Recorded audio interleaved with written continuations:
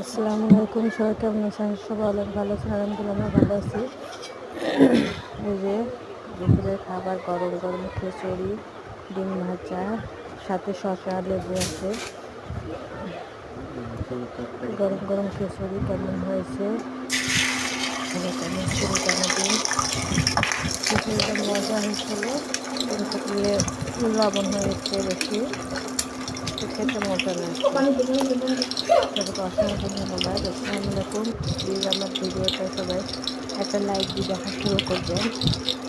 বেশি ভালো লাগে সাবস্ক্রাইব আমার সাথেই থাকতে পারেন।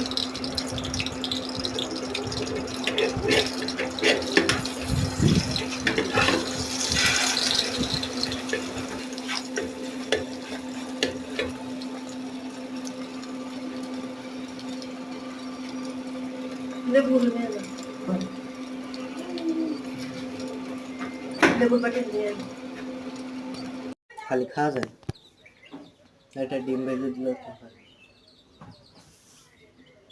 কি